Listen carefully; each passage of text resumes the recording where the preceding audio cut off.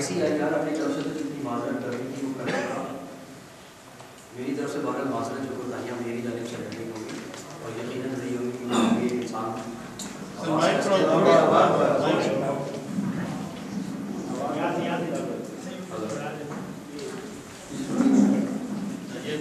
آپ کی آواز بہتر آ رہی ہے۔ میں کر رہا تھا کہ ICIR تو اپنی جگہ سے جو معذرت کرنا چاہ رہا تھا ہم لوگوں نے کر لی، میری طرف سے جو کوتاہی رہ گئی اس کے لیے میں معذرت کا ہوں، کیونکہ میں بھی آپ ہی کی طرح کا ایک انسان ہوں اور آپ ہی کے درمیان پیدا ہوا ہوں۔ مجھے امید ہے کہ میری کوتاہیوں سے آپ نظر بتائیں گے اور ان مطالب پر زیادہ غور کرنے کی کوشش کریں گے جو میں یہاں عرض کرنے کی کوشش کروں گا۔ تقریباً 1966 کی بات ہے، اسٹراسبرگ یونیورسٹی میں، ابھی میرے جیسے جیسے جوش آتا ہے آواز بڑھتی ہے، 1967 میں اسٹراسبرگ یونیورسٹی نے ایک تحقیق کی صادق علیہ محمد علیہ السلام،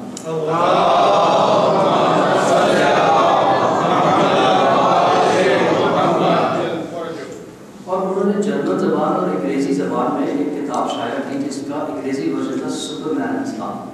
They were thinking that امام صادق علیہ السلام was a Superman Islam، اور جو اطلاعات اور انفارمیشن انہوں نے ہم کو وہاں پہنچائی ہیں اس کا کیا ذریعہ رہا ہوگا۔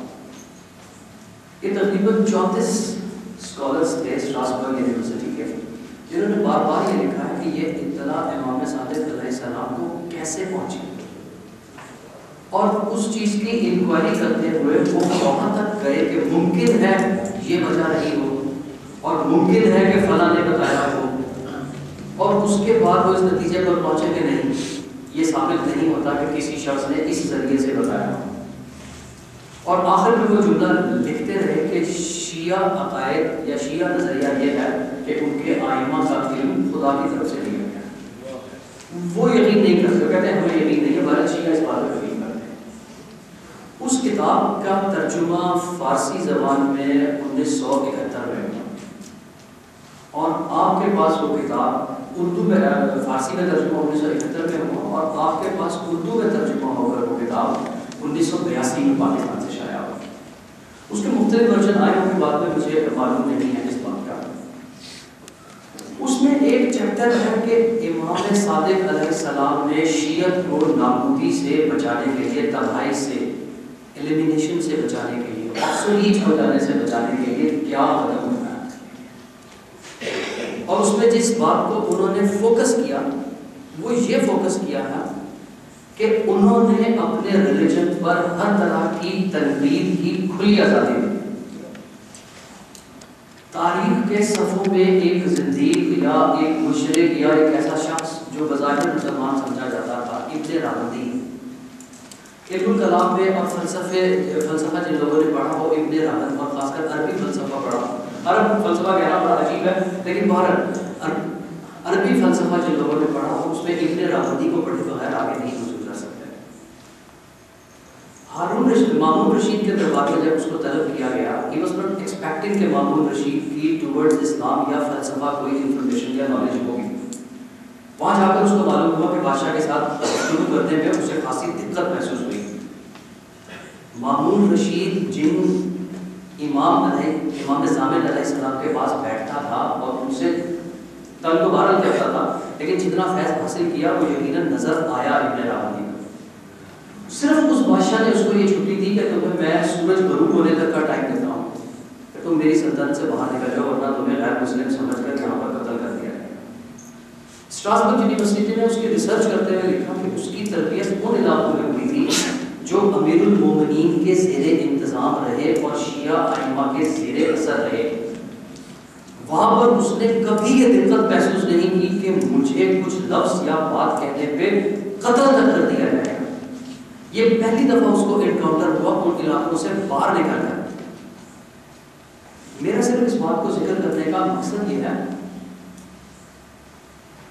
اپنے اوپر تنقید برداشت کرنا، اپنے عقیدے کے خلاف کچھ سننا، یہ نہیں ہے کہ خدا نخواستہ ہم اپنے عقیدے عقیدے سے باہر نکل گئے ہیں یا ہم اپنے مذہب سے باہر نکل گئے ہیں۔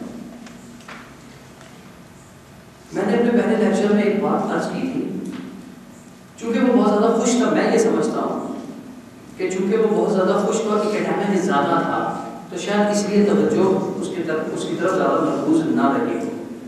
اس پہ ہو سکتا ہے کچھ باتیں ایسی کہ جو ذہن سے آپ کے مطالعہ شریف سے لکھی ہوں۔ میں نے عرض کیا تھا کہ تاریخ اور ایمانیات دو مترادف چیزیں نہیں ہیں، یہ دونوں الٹرنیٹو چیزیں نہیں ہیں کہ یا تاریخ پڑھ لیجیے یا ایمان پڑھ لیجیے۔ میں نے ایک جملہ عرض کیا تھا کہ تاریخ ایمان نہیں ہے، لیکن وہ ایمان کو تقویت پہنچانے کا ذریعہ ہو سکتا ہے۔ یہ ایمان کو تقویت پہنچانے کا ذریعہ کیسے ہو سکتا ہے؟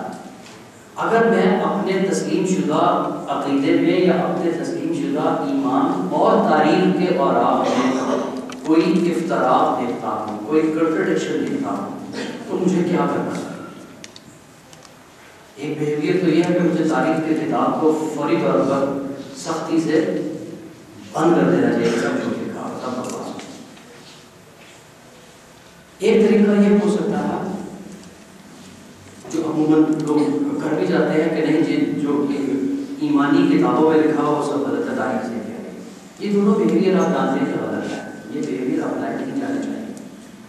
اگر مجھے اپنے ایمان جس عقیدے کو میں لے کر چل رہا ہوں یا اس پہ بلیو کر رہا ہوں یا صدیوں سے اسی کو دیکھتا آیا ہوں، تو قرآنی انداز یہ ہے کہ جو کچھ میرے اسلاف کرتے رہے تھے یا جو کچھ میں بلیو کرتا رہا تھا اس دفعہ ایک دفعہ اس کو کھنگا لوں، ایک دفعہ اس کو ہلا دوں اور تاریخ کے اوراق سے معلوم کرنے کی کوشش کروں کہ کوئی غلطی کہیں ہوئی یا نہیں۔ مثلا میں چھوٹی سی بات کرتا ہوں کہ جب کوئی تحریک چلتی ہے، جب وہ تحریک اپنے منطقی انجام میں کامیاب ہو جاتی ہے تو جو لوگ اس تحریک کو چلا رہے ہوتے ہیں وہی اس تحریک سے لہذا حاصل کرتے ہیں، اسی تحریک سے فائدہ حاصل کرتے ہیں۔ اگر وہ تحریک حکومت کے سلسلے میں ہو تو ظاہر ہے کہ وہی لوگ حکومتی کارروائی بتائے جاتے ہیں۔ میں ایک مجلس کا واقعہ آپ کو دہرا دیتا ہوں۔ ہندوستان کی چونکہ اس میں مثال دی گئی تھی اس لیے میں اس بات کو دہرا دیتا ہوں کہ پاکستان میں بڑی گئی مجلس نہیں ہے۔ کہا جاتا ہے کہ ایک جنرل ڈائر تھا جس نے جلیانوالہ باغ میں کوئی بڑا تشدد کیا تھا ان لوگوں پر جو تحریک آزادی کے لیے کام کر رہے ہیں۔ اب جب ہندوستان آزاد ہو جاتا اور جنرل ڈائر ہی حکومت بنانے والا بن جاتا ہے، اس کو صدر مملکت بنا دیا جاتا ہے، تو یہاں آپ کے عقیدے اور تاریخ میں کوئی گڑبڑ ہے، یا آپ کے عقیدے میں کوئی گڑبڑ ہے یا تاریخ کے اوراق میں کوئی گڑبڑ پیش ہوئی۔ یہاں دونوں چیزوں کا بڑی ہی باریک بینی سے جائزہ لینے کی ضرورت ہے۔ آپ کو انتہائی دلیری سے ایک سٹیپ فارورڈ ہو کر اس بات کا بھی جائزہ لینا ہے کہ جس چیز کو میں آج تک درست اور سچ بلیو کرتا آیا ہوں کیا واقعتاً وہ ایسا ہی ہے یا ایسا ہی نہیں ہے۔ کیونکہ کم از کم اتنی ذمہ داری تو آپ کی بن جاتی ہے جو کربلا سے آپ کو سبق حاصل ہوتا ہے کہ آپ اپنے عقیدے کے بارے میں چوکنے ہو جائیں، ہوشیار ہو جائیں، کوئی ایسا شخص یا کوئی ایسا نظریہ آپ کے اوپر حملہ آور نہ ہو سکے کہ خود آپ کے عقیدے کا لبادہ اڑ کر یا اس عقیدے کو ڈیویٹ کر کے اسلام کا نام استعمال کر سکے۔ یہی کربلا کا بہت بڑا میسج ہے جو میں پہلے دن سے زور دینے کی کوشش کر رہا ہوں۔ ایک بات میں اور ضمن چھوٹی سی عرض کرتا چلوں، حضرات اس بات کو بڑے انتہائی اور دھیان سے غور کیجیے کہ آئندہ آنے والے زمانے میں صرف وہی قومیں زندہ رہ پائیں گی جو نظریاتی طور پر مستحکم اور مدلل ہوں گی۔ ایک زمانہ تھا جب عسکری طاقت کی بنیاد پر یہ سمجھا جاتا تھا کہ قومیں دنیا پر حکومت کریں گی۔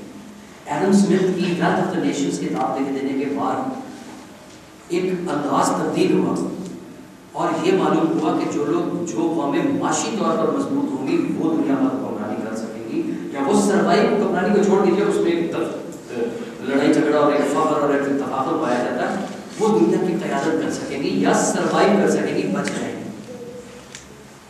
اب سے ٹھیک 50 سال کے درمیان وہ وقت آپ پر آنے والا ہے کہ اگر آپ نظریاتی طور پر اپنے آپ کو دلائل کے ساتھ مستحکم نہیں کرتے تو آپ کے عقائد اور آپ کے نظریات ایلیمینیٹ ہو جائیں گے۔ آپ کی آئندہ آنے والی نسل دلیل کے بغیر کوئی بات تسلیم کرنے کے لیے تیار نہیں ہے اور نہ ہوگی. اور اگر آپ ان کو ایسا ہی کہتے رہیں گے کہ ایسا ہی ہوتا ہے تو یقین مانیے آپ اگلے 50 سال میں انجینئر ہو جائیں گے. خدا را اس بات کو آج اس ضرورت کو آج محسوس کیجئے کہ اپنے عقیدے کو دلیل کی صورت میں کھڑا کیجئے. اور دلیل کی صورت میں کھڑا کرنے کے لیے سب سے پہلا سٹیپ تاریخ کے اوراق کا. ایسا نہیں ہے کہ تاریخ میں سب بات سچی لکھ دی گئی ہے. میں نے پہلے دن عرض کیا آپ کو کچھ پیرامیٹرز دستیاب ہیں کہ جس کی بنیاد پر آپ تاریخ کے اوراق نکالتے ہوئے حقیقت یا اصل پر پہنچ سکتے ہیں. تو اس لیے میری دوبارہ آپ سے درخواست ہوگی کہ عقیدے اور تاریخ کے تقابل میں ان پیرامیٹرز کو اور ان اصولوں کو مد نظر رکھتے ہوئے ہم نے خود کھنگالنا ہے کہ کیا سچ ہے. اور اگر تاریخ میں کہیں دھوکہ دہی کی گئی ہے یا ڈیویشن ہوئی ہے تو وہ کس طرح ممکن ہوئی ہے. میں آپ کو وہ بات پہلے بھی بتا چکا ہوں. آج ہم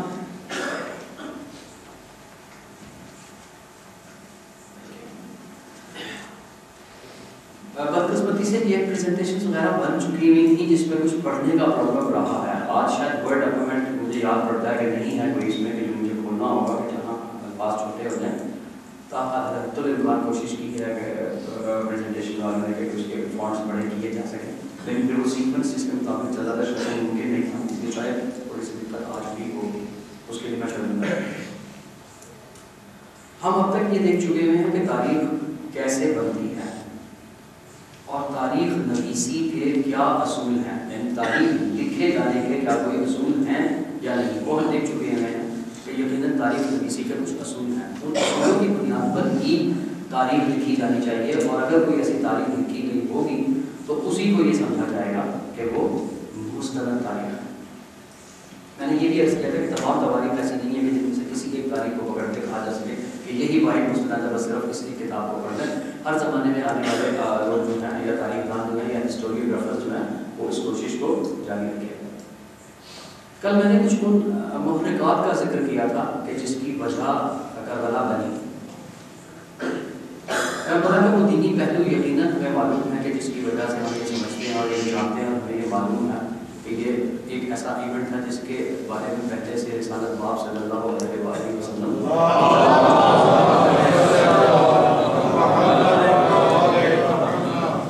لیکن اس کے باوجود ہم یہ دیکھنے پر مجبور تھے کہ کیا اس اطلاع دینے کے بعد امام حسین علیہ السلام ایک مکینیکل انداز میں اس ہونے والے ایونٹ کی پرفارمنس کی کر رہے تھے یا انہوں نے آنے والے زمانوں میں اس کے اثرات کو دیکھا اور ان کے اثرات کو دیکھتے ہوئے امت مسلمہ اور بعد کے آنے والے لوگوں کے لیے کچھ گائیڈ لائنز فراہم کی یا نہیں کی. ان محرکات کو ہم نے 3 سیکشنز میں تقسیم کیا تھا. جو ماضی بعید تھا جس کو ہم نے چھوڑ دیا تھا اور ایک ماضی قریب تھا جس کا بڑا ہلکا سا ایک تعارف میں نے آپ کو دیا تھا کیونکہ وہ براہ راست ہمارے موضوع سے مطابق نہیں تھا. تیسرا درون کربلا یا دوران کربلا اور تیسرا اور آخری اس کا حصہ تھا کہ بعد کربلا.